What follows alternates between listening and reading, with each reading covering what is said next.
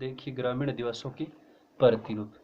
कल अपने ग्रामीण दिवस के प्रकार पूरे, अब देखते हैं ग्रामीण दिवस के प्रतिरूप। यानी प्रतिरूप का मतलब स्वरूप कैसे बनते हैं ग्रामीण दिवसों में। देखें तो इन अधिवासों को देखें तो बसाव की आकृति के आधार पर जो विभाजन किया गया वो अधिवासों का क्या कहलाता है, प्रतिरूप। यानी गाँव में जो अधिवास बने हुए या जो आवास बने उनका जो वर्गीकरण है वो किसके आधार पर किया गया, आकृति के आधार पर कि कैसी आकृति है, इसके आधार पर इनका क्या किया गया, विभाजन किया गया।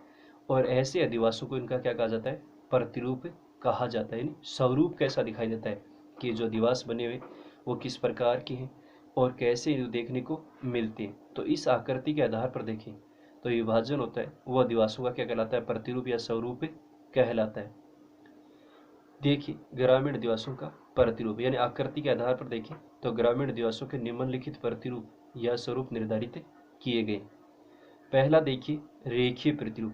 अपन यहाँ 10-11 ग्रामीण दिवस के प्रतिरूप पढ़ेंगे। यानी बड़ा प्रश्न तो ऐसे नहीं आता कि ग्रामीण दिवस के प्रतिरूपों का वर्णन कीजिए, लेकिन किसी प्रतिरूप में से कोई एक नंबर का चित्र बना सकता है। जैसे रेखीय प्रतिरूप का चित्र बनाइए, तीर प्रतिरूप का चित्र बनाइए, अपन पढ़ेंगे वर्ताकार प्रतिरूप का चित्र बनाइए, या त्रिभुजाकार प्रतिरूप का चित्र बनाइए, या फिर रेखीय प्रतिरूप कहाँ विकसित होते हैं, कोई दो स्थान लिखिए। तो उनमें से एक नंबर का प्रश्न आ सकता है। देखिए पहला, जब ग्रामीण क्षेत्रों में सड़क मार्ग, रेल मार्ग, नहर, नदी घाटी में या सागर तट के सहारे बस्ती का विकास होता है।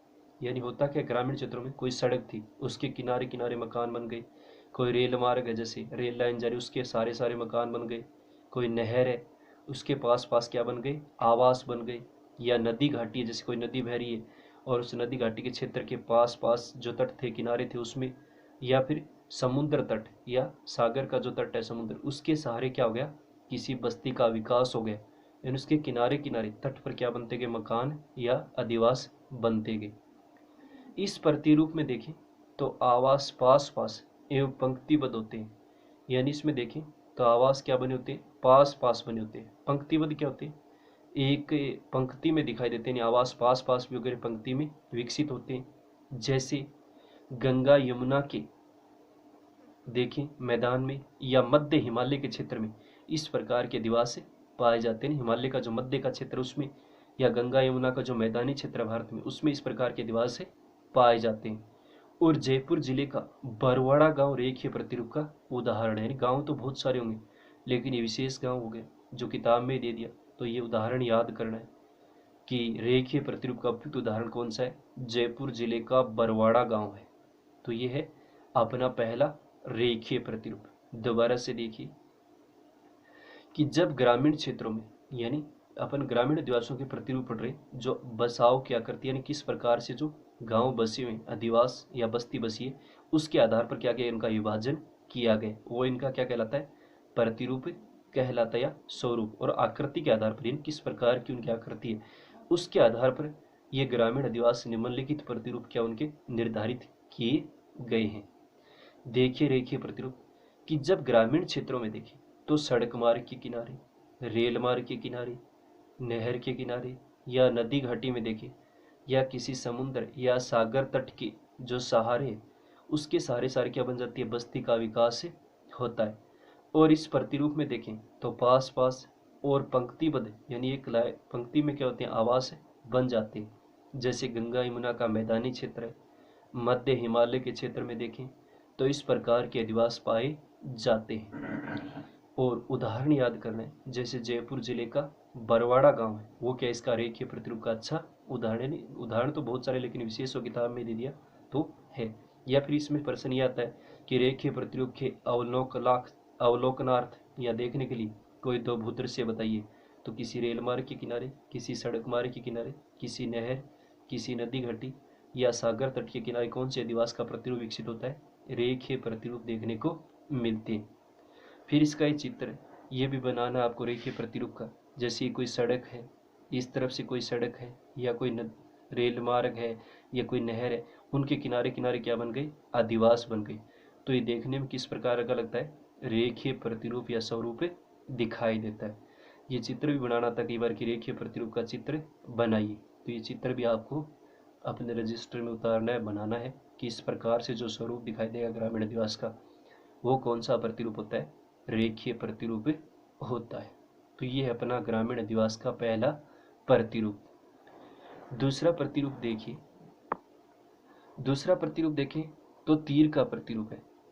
तीर प्रतिरूप कैसे बनते हैं देखिए, किसी अंतरीप के शीर्ष पर, अंतरीप क्या होता है, मुहाना यानी तटवर्ती क्षेत्र बोल सकते हैं, शीर्ष यानी उसका आगे का मुख्य भाग, नदी के विसर्प के सहारे, विसर्प क्या होता है, मोड़दार यानी नदी जहाँ पर किसी तटीय क्षेत्र में या मैदानी क्षेत्र में देखें तो मोड़दार संरचना बनाती, रेमिंट जिसको विसर्प कहते हैं, उसके सहारे सहारे या दोआब के बीच, दोआब पड़ा था, दो नदियों के बीच का क्या होता है, भाग होता है विकसित। अधिवास का जो प्रतिरूप होता है वो प्राय कैसा होता है, तीरनुमा होता है। यानी किसी अंतरीप यानी नदी घाटी के मुहानों या तटवर्ती क्षेत्रों में देखें या नदी के विसर्प के सहारे यानी नदी की जो मोड़दार संरचना उसके सहारे सहारे या दोआब के बीच, दोआब क्या होता है, दो नदियों के बीच का जो भाग है उसमें इस प्रकार का जो अधिवास होता है उसका प्रतिरूप क्या होता है, बनता है। और वो प्रतिरूप प्राय कैसा कहलाता है, तीरनुमा होता है।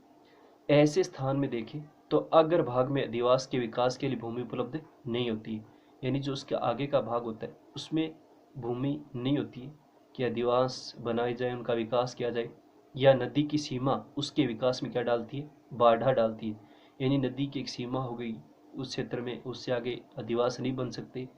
तो इससे अधिवास का जो विकास होता है वो क्या होता है, पृष्ठ भाग की तरफ होता है, पृष्ठ का पीछे की तरफ, यानी जो पीछे का भाग बच गया किसी तटवर्ती या अंतरीप से, उस क्षेत्र में क्या बनते हैं, इस प्रकार के अधिवास बनते हैं।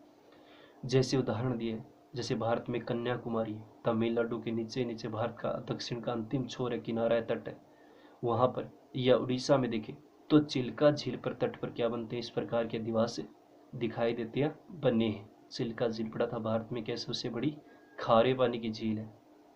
तो यहाँ पर इस प्रकार के अधिवास क्या होते हैं, दिखाई देते हैं। दोबारा देखिए एक बार, तीर का प्रतिरूप, किसी अंतरीप के शीर्ष पर, अंतरीप मुहाना हो गया, तटवर्ती क्षेत्र हो गया, यानी जहाँ पर नदियाँ आकर किसी समुद्र या खाड़ी में गिरती हैं वो तटवर्ती क्षेत्र।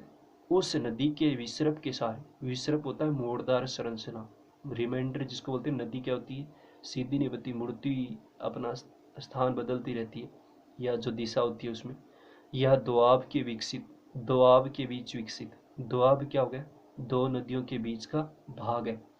तो इस प्रकार का जी अधिवास देखें वो प्रतिरूप प्राय कैसा होता है, तीरनुमा होता है।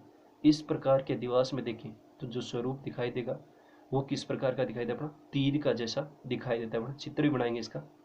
ऐसे स्थान पर देखें तो अग्र भाग में अधिवास के विकास के लिए भूमि नहीं होती है, नहीं जो आगे का भाग होता है उसमें देखें तो भूमि उपलब्ध नहीं होती है, या नदी की सीमा इसके विकास में क्या डालती है, बाधा डालती है। यानी जो नदी की सीमा थी आगे, उस क्षेत्र से आगे, मतलब एक किनारा मान सकते, एक सीमा बना दी नदी ने, उस क्षेत्र से आगे क्या होते हैं, अधिवास या मकानों का विकास नहीं हो पाता।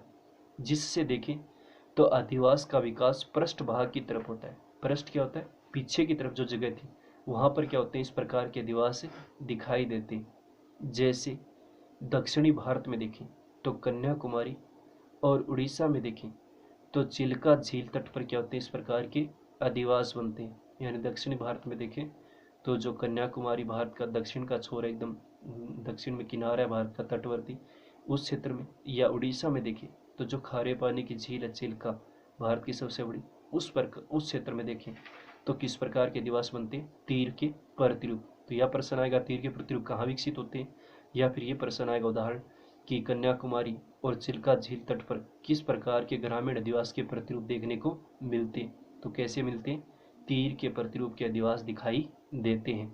या फिर ये प्रश्न आ जाएगा कि तीर के प्रतिरूप के उपयुक्त उदाहरण भारत में कहाँ पर देखने को मिलते हैं, कहाँ अधिवास बने, तो दक्षिणी भारत में कन्याकुमारी, तमिलनाडु के तटवर्ती क्षेत्र में, या फिर उड़ीसा में देखें तो चिल्का झील तट पर क्या बनते हैं, इस प्रकार के अधिवास दिखाई देते हैं।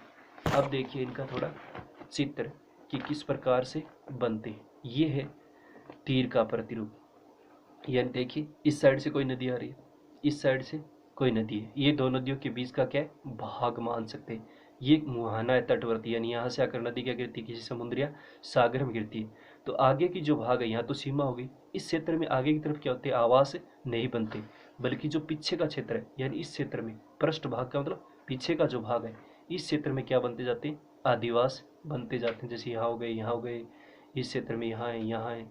तो ये इस प्रकार के आदिवास क्या होते हैं, इस क्षेत्र में विकसित होते हैं। और देखने में देखें तो ये किस प्रकार का प्रतिरूप दिखाई देता है, तीर का प्रतिरूप दिखाई देता है। तो ये चित्र बनाना, कई बार प्रश्न भी आता है कि रेखीय प्रतिरूप और तीर के प्रतिरूप का उपयुक्त क्या बनाइए, चित्र बनाइए। 2 नंबर का प्रश्न आ सकता है। तो ये थे अपने ग्रामीण दिवस के 2 प्रतिरूप, जो आकृति या स्वरूप दिखाई देता है उसके आधार पर, एक तो रेखीय प्रतिरूप और दूसरा तीर के प्रतिरूप। कल और पढ़ेंगे अपन त्रिभुजाकार, आयताकार, अरिये, ये प्रतिरूप भी पढ़ेंगे ग्रामीण दिवस के जो दिखाई देते हैं। तो इन दोनों को अच्छे से याद करना है, कहाँ विकसित होते हैं, और ये चित्र भी रजिस्टर में उतारने बनाने किस प्रकार से ये बनते हैं।